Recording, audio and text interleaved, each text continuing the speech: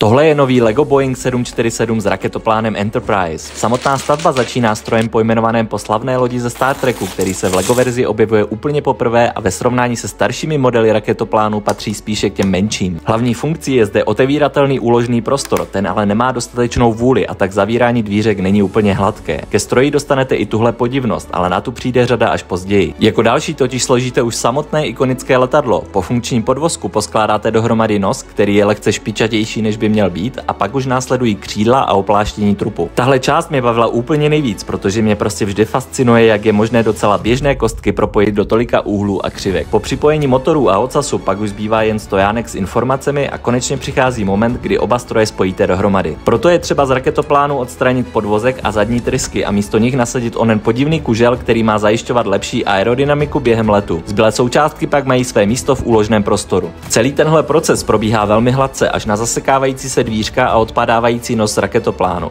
Jakmile však spatříte hotový model v celé své kráse, na tyhle drobnosti podle mě rychle zapomenete. Co na set říkáte vy?